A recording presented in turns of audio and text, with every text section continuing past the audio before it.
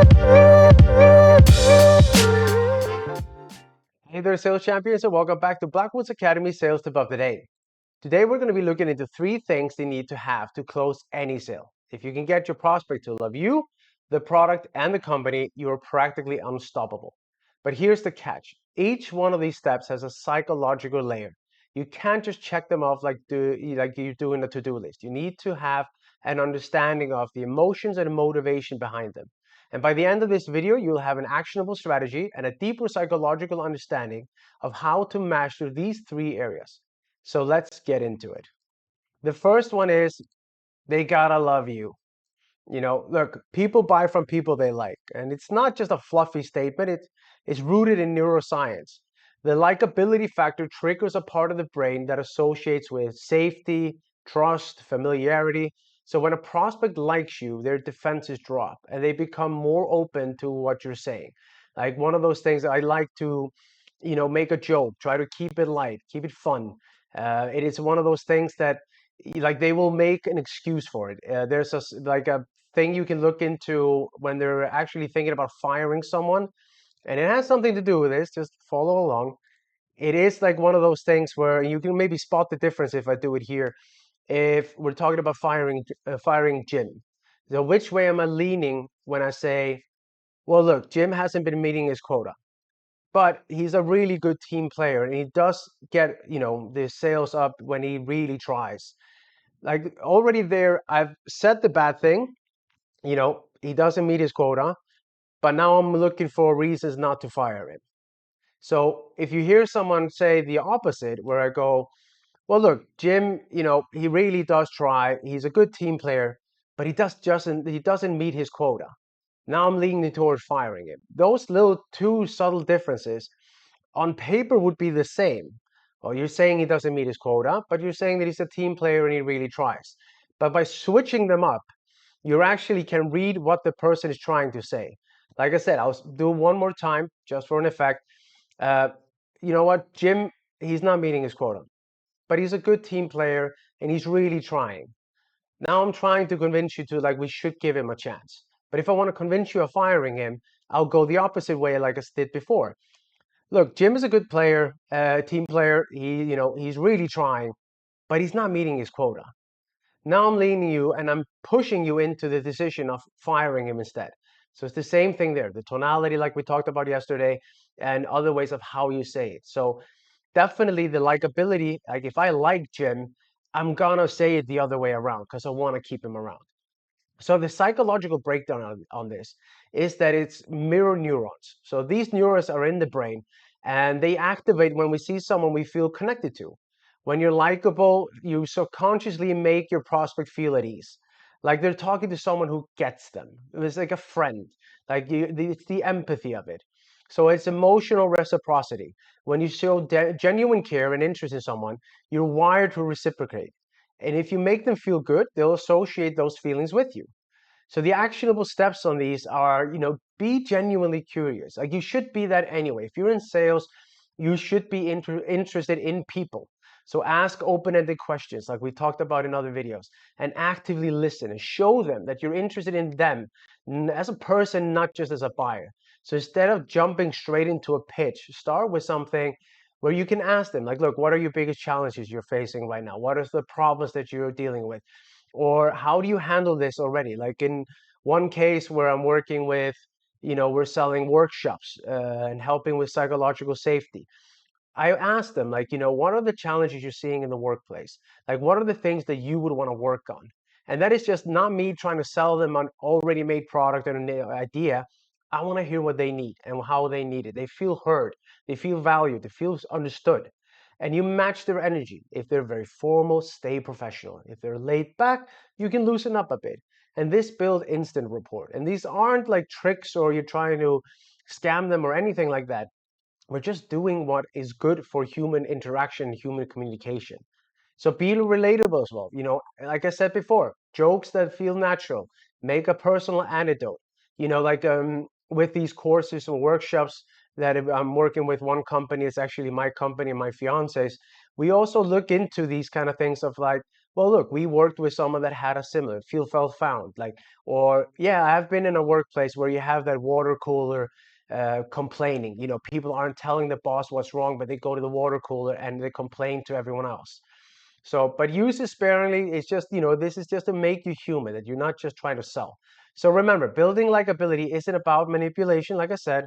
It's about genuine connection. You should know how to do that anyway to just be as likable person in real life. Like, you need to know how to make people like you, and it will just make your life a lot more easier. And practice. You can practice this in a coffee shop, if you're buying something in a store, if you meet a friend, whatever it is, you can practice this by just showing genuinely active listening and just open communication with them. And the more you do it, the better you get at it. So if you do it at the store, if you're buying a cup of coffee and you ask them, like, hey, you know what? What's your favorite cup of coffee? And they go, oh, it's an Americano or espresso or cappuccino. You go, oh, okay, well, why is that? Is it the flavoring? Like, is there different beans you're using it? And they will engage with you in it, and they will be much more likable, and they will suddenly show you that they are actually like they are interested in talking about it, and will make it easier for you to just to do it naturally. So do it with everyone you meet, and the more you do it, the better you're gonna be at it. Look, the next one is they gotta love the product. Of course, they gotta love it. So once you got them loving you, now you move on to make them loving the product. So once they trust you, the focus shifts to the product. But here's the kicker: buyers don't care about the product itself, they care about what the product will do for them. The key is to align the product with their desire, solving their problems, and making them visualize the results. So, this is what step number one is actually actively doing as well, and helping you show them and tell them the things they want to know. Like we talked about in a cold calling email the other day. I can write a cold call email, it will probably get pretty good views and responses, but it's much better for me if I call a bunch of clients or a bunch of prospects and ask them what they are interested in, what their problems are, so I know what to tailor the cold email that I will send to 1,000 people, maybe, or 10,000, so I can hit better on what they are interested in. So, look, the psychological breakdown of the product, how to get them to love it, is future pacing. So this is where you paint a vivid image of what the life will look like after they use your product. The brain processes image scenarios. So as if they're real. So make the outcome feel tangible. If you can tell them, if you can paint a picture of, for example, one company I work on, we do these dinner parties. We hire our chefs. So when I tell them about it, it's just not, well, it makes your life simple. It's easier to find a chef. It's easier to, they're vetted, they're this. I try to paint them pictures. Like, look, when you hire someone from us, they've been vetted. They're five-star chefs. They're going to come to your house. They'll make the dinner there. They'll make you can watch them. They'll learn. They'll tell you what they're making, how they're making it. They'll involve the guests. You can have the aroma of the cooking being done in your house by this professional chef, and your guests are going to see it, feel it, and they're going to smell it as well. It makes up a whole new experience, and it makes it feel more tangible. There's also the loss aversion, of course. People are more motivated to avoid pain than to gain pleasure. So highlight what they will miss out if they don't buy or use your service. Again, with that example of the chefs.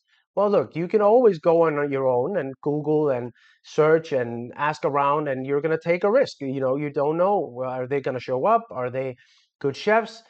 That's why we vetted them for you, so you can buy them from us, and you will absolutely know that you're getting quality every time. And then there's cognitive ease. So simplify your explanation. If they can't easily understand how the product benefits them, their brain will reject it. So make it simple. Use the formula KISS. Keep it simple, stupid. Just keep it as simple as it is and make it easy. Complications ruin sales. So what are the actual steps on this? Look, it's again, ask the right question. What's the biggest frustrations you're facing right now? How would solving this change your day-to-day life? And tell the story. Share success from others, like how they benefited from the product or story. Product, not the story. The stories engage the emotions, and they make them a benefit. It makes the benefits more memorable. Like, one of our clients had the same issue as you mentioned. After using our service product, their productivity went up 30%, and they cannot imagine living without this. And again, the same is like, look, I worked with a corporate client. They were doing their events. They hired a chef. he didn't even show up. Like, it was a disaster. Then they came over to us, and now they had an event the other week, and it was a smashing success. They have been using us now for 6 months, never had a bad event. So any kind of these analogies will break down a complex idea and make it more relatable. So you can, think of our service as a GPS for your business, guiding you step by step to where you want to go. And of course, use visual proof. Use demos, use testimonials, whatever else it could be. All these are kind of social proving it, making sure that they know that your claims aren't just something you're making up on the spot. And the last one, they gotta love the company as well. So they gotta love us, they gotta love the team.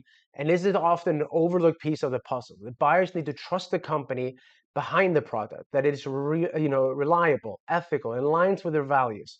A shaky reputation or lack of credibility can tank even the best product pitch.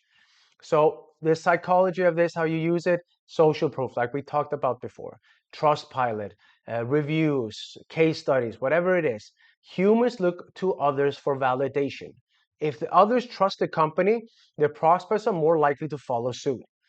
It's consistency bias. People prefer to align with companies whose values mirror their own. If your company represents something they believe in, it's a big win. And of course, risk reduction. Buyers fear making a mistake. A strong company reputation and reviews and stuff like that lowers that perceived risk. Makes it a lot easier for them to take the risk. Like with the chef, they already had the bad experience on it, but with our reviews and our customer testimonials, they are much more likely to trust us and go with us. So actionable steps: leverage testimonials, like I said, highlight reviews, case studies, or big name clients who trust your company.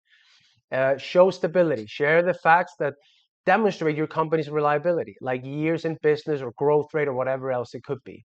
And highlight the values, connect your company's missions to the buyer's value. Our goals is to empower small businesses like you to succeed. And that's why we invest heavily in client support. And of course, personalize the relationship.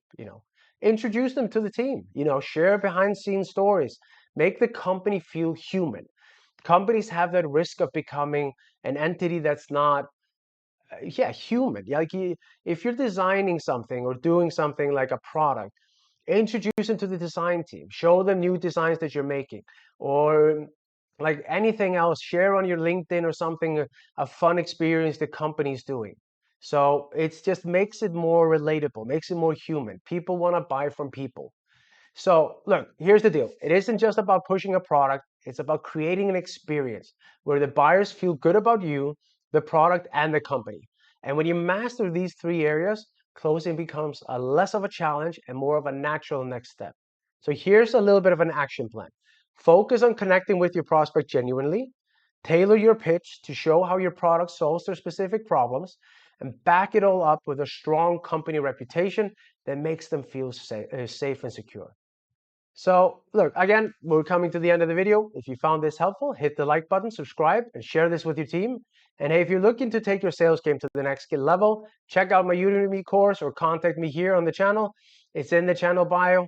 I'll see you guys tomorrow in the next video, and let's go out there and close more deals. Thank you so much, and I'll see you again, like I say, again tomorrow.